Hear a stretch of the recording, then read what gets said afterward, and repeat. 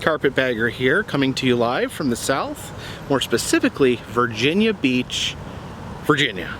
And I'm here in front of the statue of the notorious Witch of Pungo. Her name is Grace Sherwood. You can see here, she doesn't look like a scary witch. She looks like a very friendly witch. She's got her basket of herbs, and she's got her little raccoon buddy here, her little assistant. Not a familiar. We're not going to call him a familiar because, you know, that's not the correct terminology. He is her woodland friend.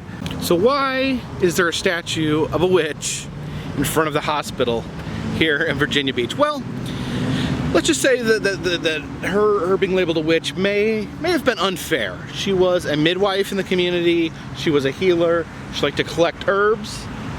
Like it's portrayed here. There's actually someone who's placed flowers in her herb basket. You would be a local healer. Use, you know, organic remedies. Kind of maybe a little bit of a hippie, not a witch though. But a lot of her neighbors started accusing her of witchcraft. Some of the local women said that Grace would have their livestock killed, would force their livestock to be killed. She was accused of causing miscarriages. Some accounts said that Grace could morph into a cat, and then someone said that they saw her sneak through a keyhole, which, wow, that'd be cool. But anyways, so she was charged several times. These allegations kept coming over and over her life. She was charged several times with being a witch, and ended up getting off. She would win her court cases. She would in turn sue her accusers for slander, but she would lose those cases.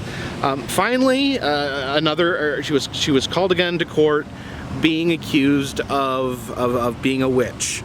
And this time they decided that they were going to settle it once and for all. I guess the judge was sick of all these accusations. They're going to find out once and for all if Grace was a witch. So they engaged in a practice known as witch ducking. And what that means, you may have heard before about dunking witches in water. The idea is you throw a person in the water. If they're a good, healthy person, water is pure, so the water will accept them, pull them to the bottom, and kill them. So they're dead. But the good part is, because they're not a witch, they can be buried in a cemetery, they'll go to heaven, and all is forgiven.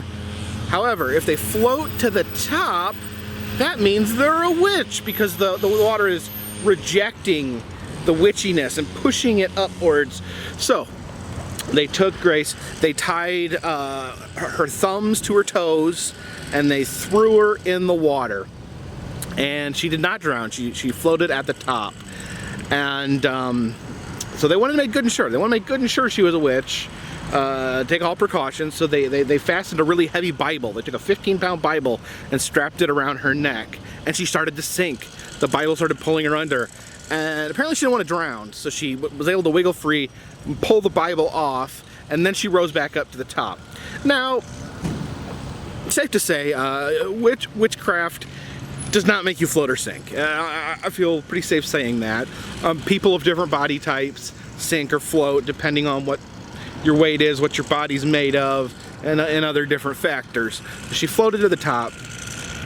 Interestingly enough, they did take precautions. They did not want her to drown, so they had tied ropes to her, pulled her out, and she was sentenced to prison. Spent 8 years in prison as a witch, and was actually released and lived to be 80 years old.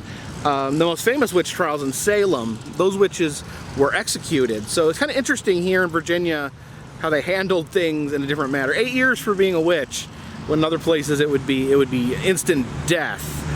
But so yeah, the legend of Grace Sherwood. And in early 2000s, a politician you may have heard of, Tim Kaine, who ran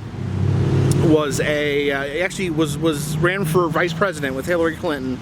He issued an apology to Grace for her mistreatment, and the town has realized that they're wrong, their cruelty, and they erected a statue of Grace here in front of the hospital. I think in some way the hospital might be the fact that she was a healer. So here she is. Let's take a look at Grace. Apparently there was no pictures ever of Grace, but this statue's based on accounts of her. I really like that she has like a raccoon buddy. I can't get over that. And here is a the letter from Timothy Kane, where he denounces witch ducking. 300 years it took the government of Virginia to denounce throwing people in the water to see if they're a witch.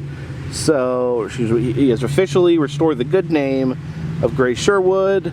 Although one thing caught my eye when I was looking at this letter. Tim Kane said that records indicate that one of the previous governors of Virginia, Alexander Spotswood, had helped Grace regain her property after she was released from prison. Now, some of you may not know who Alexander Spotswood was. Governor Alexander Spotswood. He was the man that killed Blackbeard. Well, not personally, but he was the governor of Virginia, and he sent a full-on military attack into North Carolina. Some people to this day said it was a vastly illegal move, where he sent military forces into an area he had no authority over in North Carolina. He felt that North Carolina was harboring Blackbeard and his pirate buddies, so he sent the military into North Carolina to find Blackbeard, which they did, where they cut off Blackbeard's head and put it on a spike. So that's an interesting crossover. The tale of the Pongo witch crosses over with the tale of Edward Teach, Blackbeard.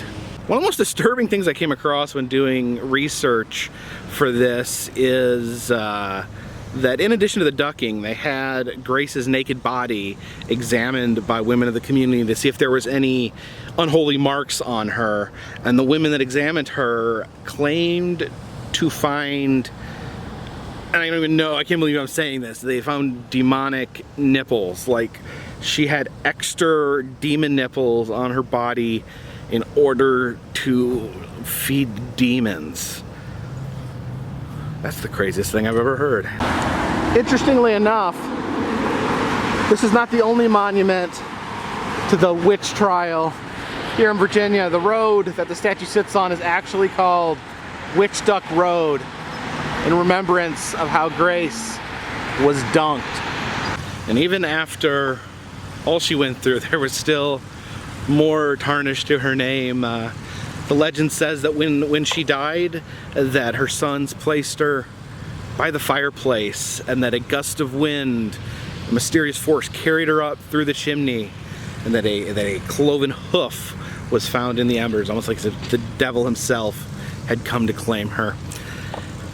Let's say she seems to be a very, very maligned woman here, but I think it's happy that we've gotten our heads on straight and cleared her name, and hopefully, you know, her descendants have come to peace with the treatment. I think it's very scary, the thought of living in a society where you know, you can be accused of subconsciously killing someone's cow or having devil nipples. Anyways, appreciate you guys joining me. If you want to check down in the description, you can see other witch statues I've been to, or other fun places. I have an interactive map that'll show you where all that stuff is.